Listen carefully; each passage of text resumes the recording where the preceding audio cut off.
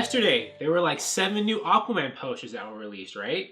And let's not waste any further time. Let's get into them.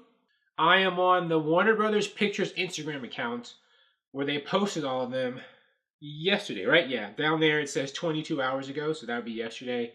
22 hours from, I guess, when I'm doing this video. Our first one is Aquaman himself, Jason Momoa, in his classic, orange and green or gold and green outfit. He looks great, just like he does, of course, in the most recent trailer, the extended trailer. At the end, they show Aquaman coming out from like the waterfall, from behind the waterfall in his more classically styled outfit, like what we would see Aquaman wear in the comics. And it's a great look. I mean, people wouldn't have thought, I think, that it would be possible for the movies to make an outfit like that, I guess, look cool in live action. Like, it might look silly, but they made it look great. I mean, they did it in the movie, and they did it here too. And I'm not really good at analyzing poses and stuff, but I do like, I guess, the more like serious, I mean business look on his face. He does look, tough and gritty in spite of, a bright orange and green outfit. It's a good pose. It does look kind of like a superhero pose. It looks like a comic book pose you might see on an actual comic book cover or in one of the panels. And his hair is flowing because it's underwater. He just looks really good, and the outfit looks good, and the pose does. The background, just like Atlantis and, the ocean look under the water in the movies. It looks great. Next picture. Mara Amber Heard. The same kind of dynamic pose, her hair is flowing under the water. She's got on her tight, either green or like blue-green kind of fish scales outfit, which is, that's also very comic book accurate. And, she looked very, like, slim in it. I know Amber Heard said, like, I think I saw an Instagram or Twitter post a long time ago saying that when she was training or trying to get fit for this role to fit that costume, like, she gave up, like, all these sweets and stuff for, like, several months or 6 months while she was doing all this, like, strength and exercise training. So I guess you have to sacrifice a lot if you want to look good in something that skin tight. At least the way Amber Heard's doing it as Mara. Her hair does look a bit more like dark orange in this picture than in some of the trailers. Or maybe I'm colorblind, because in a lot of the trailers, her hair looks so red, it was unrealistically red, like a stop sign, a traffic sign. Like nobody's hair is that red. Here it does look a bit more like orangey. So it does look like more like a real, redhead's hair, in my opinion. Now they have her in the background, they have more like, they have like soldiers on riding, their aquatic steeds, it looks like. Or are those? They look like military people. So I'm wondering if they're trying to emphasize the fact that Mara is more of like a militaristic, hawkish character, and she kind of is like that in the comics. Mara is very like aggressive and kind of butch, and I'm wondering if they're repeating that in the movie too. Because, usually when they have these character posters, the stuff that's around or behind the character is supposed to, like, symbolize their personality or, like, what they're doing in the movie or how they come off. So I'm wondering if Mara's like that. I know in the plot, she is supposed to be sent from Atlantis to protect Aquaman and, kind of be someone to help him out. Next is Queen Atlanta by Nicole Kidman. Standing, they have the lighthouse behind her because I think most of her role in the movie is going to be when she hooks up with Arthur's father in the beginning of the movie and they live in that lighthouse. We've seen that in the trailers, and that's where they conceive Aquaman and stuff. And then she has to leave because I think her continuing to be with a surface dweller puts him and her in danger because the Queen of Atlantis isn't supposed to be hooking up with surface dwellers, much less having children by them. She looks nice. They put her in a skin-tight white outfit. I guess maybe that's what, I guess are like rulers of Atlantis supposed to wear white as opposed to all the others. I guess that's the queen outfit. She has on a crown because, queens have on crowns. She has her own trident. Or Quinn did. Is that the same one that Arthur's going to use? So I guess maybe the only people in Atlantis who are supposed to have those kinds of tridents or quindents are supposed to be the people who rule it. Because she has it. And then Arthur, who's the future king, and who I guess maybe is technically still a prince, I guess, he has it later on. So maybe it's like a royal family thing. Or this particular, like, Quindon or whatever, it's something they all have. And I'll bet you the king, like his ancestors, Arthur's ancestor, The one that they see in like the hologram when he and Mara are in the desert. I think he has one or is going to have one too. So maybe it's like a family thing. There is Orm. Patrick Wilson is Orm, Ocean Master. I think this is the first time we see Ocean Master in like an actual. Oh, actually, he doesn't look.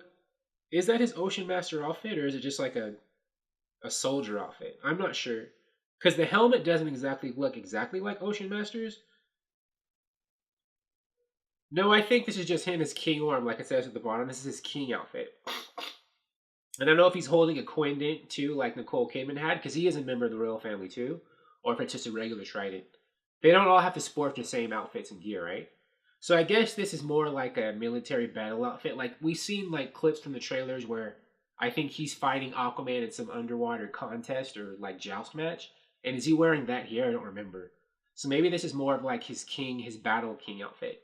Because I think his Ocean Master outfit is something he'll put on later in the film. Because Ocean Master's costume looks a bit different than this, I think. But yeah, there he is. He's like, he's yelling his troops like, for Atlantis or whatever. It's like he has that pose here, like he's yelling to the crowd or to his troops. It's a very like battle-minded king or ruler or general kind of pose. I can picture him. I can hear him yelling myself. You know, like attack or around me, my troops or whatever. Patrick Wilson's a good actor, so I'm sure he'll make a very good villain. And he has monsters and stuff behind him and stuff, or more aggressive aggro kind of creature. Sorry, I have a cold, so I'm gonna have to suffer through this. I need to do a sweater on here because it's getting colder where I live, and I have on a t-shirt. I have to catch up with the weather, so I'll do that as soon as I stop recording this video. Here we have Black Manta. This is Yahya Abdul-Mateen the third, at least under that suit, I think, or it could be a stunt double. You can't see his face, so who is it? Looking fantastic. They made the Black Manta headgear could easily look silly and goofy, but they found a way to make it look pretty cool in the movie and in this poster. I like the glint, the shining light in the top, the red glint on one of his eyes. I'm a sucker for that. I know I like lens flares and stuff like that. I know a lot of people make fun of J.J. Abrams for his love with lens flares, but I like lens flares. I think they're pretty. He does overuse them maybe, but I don't complain. I don't mind them. And this is him. He's in a ship because, Black Manta here, because Black Manta is a sea pirate, for those of you who don't know. And so they put him like in a ship and he has on, his outfit, he's probably, when we first meet Black Manta, he's probably going to be in the ship like raiding something or salvaging something because that's what Black Manta does. And he's holding a sword. Black Manta is a very, brutal, vicious killer. So, it figures that it's no surprise that he'd be the one having like a bladed weapon. Because, bladed weapons are for killing people.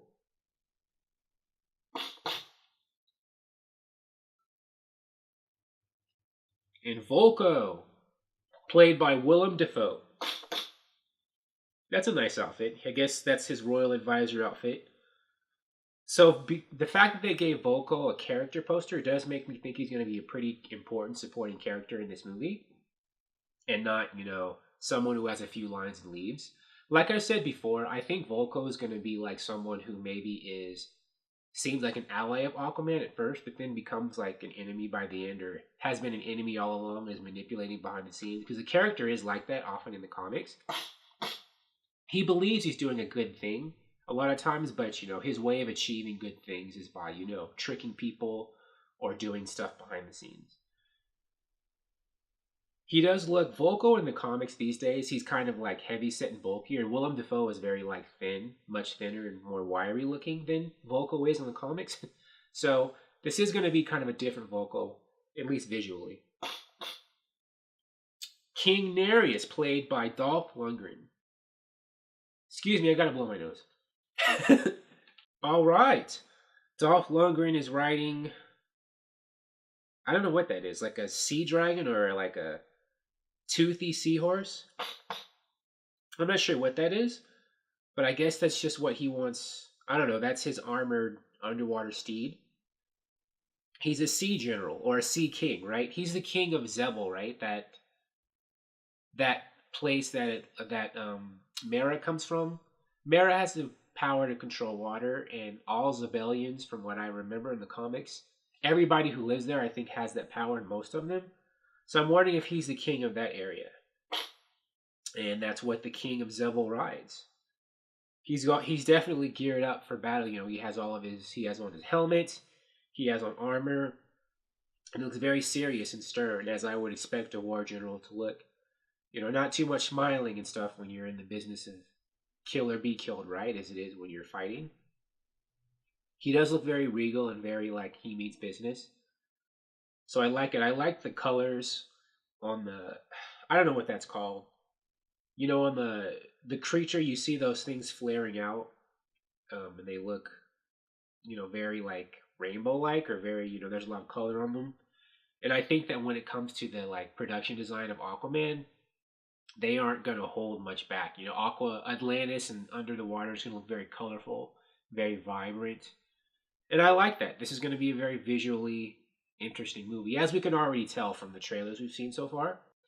And, you know, they're not hiding back from that. This is easily a movie where they could hide from doing that because they feel like it's going to look, I guess, too cheesy or too, like, weird for audiences. But I'm glad they're embracing that and accepting it and just, you know, owning that, you know, aesthetic.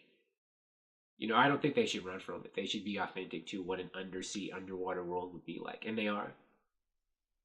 So great posters. They all look very beautiful and lush and, you know, lively and vibrant. And I like it. What do you think? You were probably already going to see Aquaman anyway before you saw these. I don't know. This makes me more excited. And I hope, and everyone who gets a character poster, I would think all those characters would be the most important ones with the most stuff to do in the movie. And, you know, all these characters look great, so I think they all are going to bring it in the movie. I hope so. I mean, if they weren't getting a poster. Thank you for watching. If you like this video, please like it on YouTube and subscribe to the channel because I appreciate your viewership, and I'll talk to you soon. Bye.